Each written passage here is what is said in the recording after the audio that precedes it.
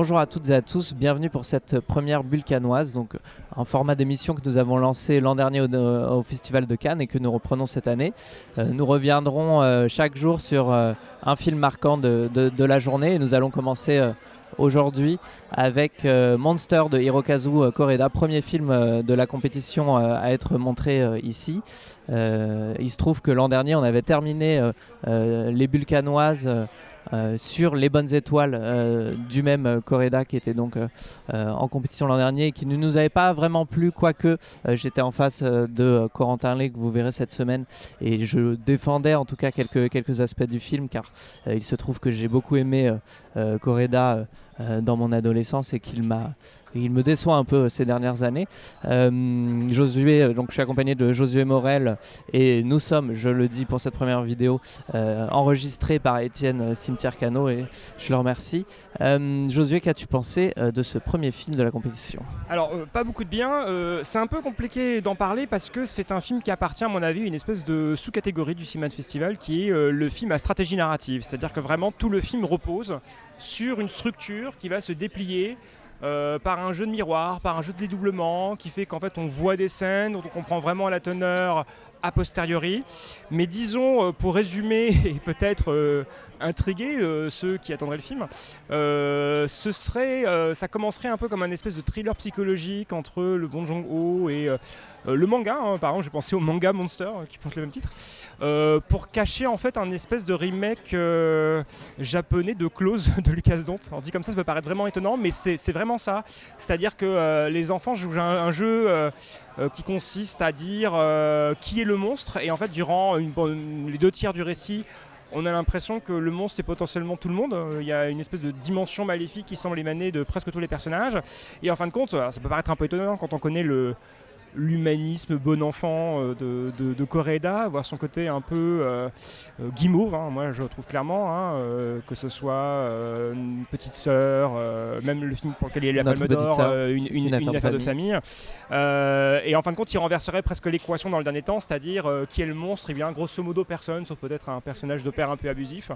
Une manière comme ça de transformer toute la matière noire potentiellement de ce récit pour faire une espèce de film enfantin, beaucoup plus solaire, autour d'un secret. Et alors je trouve vraiment que sur cette articulation-là, le film non seulement tient pas narrativement, c'est vraiment, c'est un peu comme, on en parlait tout à l'heure, c'est un peu comme le dernier duel de Ridley Scott, c'est-à-dire c'est des espèces de films post-Rashomon, des espèces de versions contemporaine où on aurait différents points de vue qui en fin de compte pour servir leurs propos trichent un peu sur des effets de narration.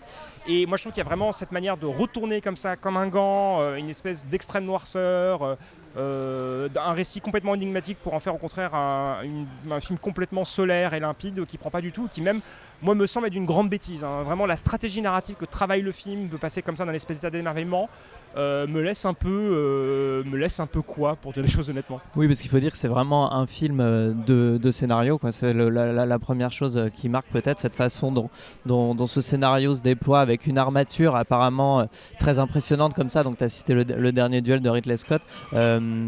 Koreda, à la différence de Ridley Scott, a le bon goût de ne pas tricher par l'image, c'est-à-dire que chaque nouveau point de vue, puisque voilà, le film, on l'a un peu compris, fonctionne par différents points de vue qui se succèdent autour de mêmes petits événements qui restent du coup extrêmement énigmatiques, mais de façon assez artificielle. Ils restent énigmatiques au fond juste parce que des personnages ne peuvent pas se parler. Enfin, le scénario en fait apparaît comme ça extrêmement complexe, mais ne tient en rien.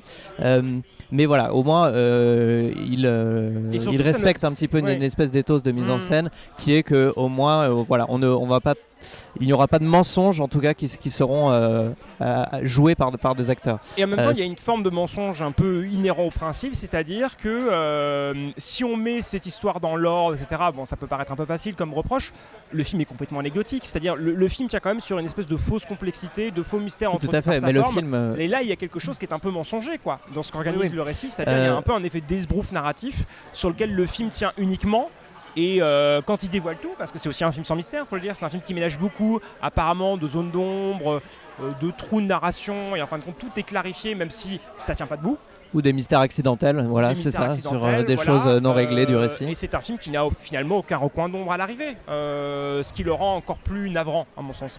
Oui, oui, mais je le précise au cas où dans mon intervention, moi qui ai vu presque tous ces films, à quelques exceptions près, dont La Vérité, donc je mets peut-être un hiatus là-dessus, c'est vraiment le pire film de Correda pour moi, un désaveu total, une démission même, vraiment platement filmé, platement enregistré, comme ça, une espèce d'esbrouf de scénario. En fait, moi, devant les deux premières parties du film qui sont un peu, voilà, qui essayent de travailler une sorte de malaise diffus, ou dans une tradition assez japonaise, effectivement proche du manga, il y est question de harcèlement scolaire, qui est vraiment un problème sociétal, bien sûr, en France, mais au Japon c'est vraiment un vrai phénomène de société et un tabou aussi, donc c'est travaillé énormément par la fiction japonaise.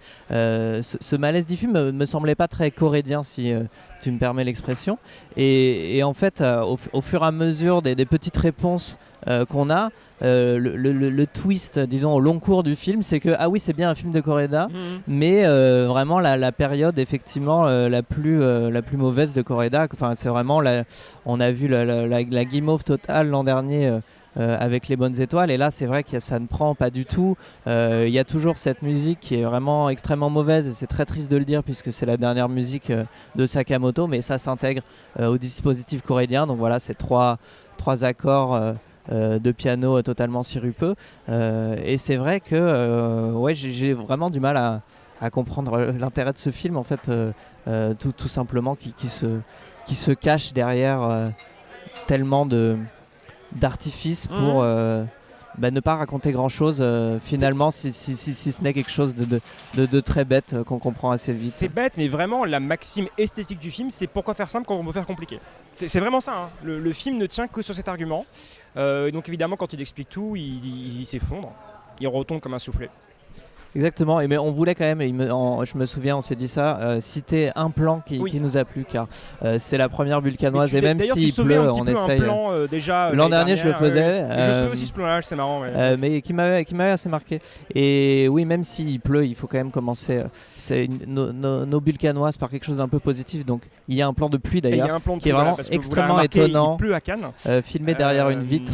Alors en fait, c'est filmé sous une vitre boueuse. Vas-y, je te laisse expliquer. Il y a deux personnages qui essayent d'enlever la boue pour atteindre la fenêtre et l'ouvrir, et donc on voit d'au-dessous la vitre, et on voit l'eau tomber avec la boue et les tentatives un peu vaines des deux adultes en train d'essayer de chasser cette boue. Et là il y a une espèce de plan abstrait qui dure un certain temps, et on a l'impression que cette boue est une espèce de noir constellé d'astres par les petites gouttes de pluie. C'est un moment qui acte un changement de point de vue, en plus en passant de l'autre côté de cette vitre, puisque c'est la fin d'une partie en fait. C'est intéressant parce que c'est un peu le seul plan de vrai metteur en scène en dehors de. Alors il y a des plans un peu au cordeau, cadrés. Voilà, il y a disons que il y a des plans d'artisans. On devine ça et là. Quelqu'un qui a fait beaucoup de films et qui sait y faire à travers quelques reflets, à travers encore un plan de train comme il en a fait tant dans sa carrière, mais c'est vrai que c'est... Mais disons que ce qui est beau aussi dans ce plan, c'est que c'est le seul aussi qui peut-être est détaché de la machine narrative, parce que c'est une machine narrative, hein, c'est une pure construction, et là où il filme quelque chose d'un peu étonnant, qui serait un rapport à la matière, qui serait une sorte de suspense météorologique, puisqu'il y a quand même cette idée que sous cette boue il y a peut-être des enfants qui sont ensevelis par un glissement de terrain. Encore un énième mystère voilà.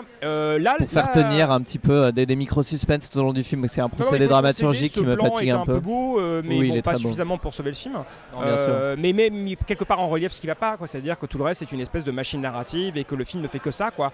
D'essayer de déconstruire, de mener à bout sa stratégie, quelque part nous mettre la tête sous l'eau pour faire entrer le soleil dans la dernière partie, quoi. Moi je prends pas du tout, je trouve ça complètement artificiel. Merci beaucoup Josué. On espère qu'un jour Correda reviendra à l'époque de Nobody Knows et de Steel Walking, mais elle paraît d'année en année vraiment bien loin. Et on espère aussi que demain le film dont nous parlerons nous plaira plus, et qu'il fera peut-être un meilleur temps, ce qui nous permettra de filmer à notre endroit habituel pour celles et ceux qui regardaient nos vidéos l'an dernier. Merci Josué. Merci Marin. Merci à vous d'avoir regardé cette vidéo.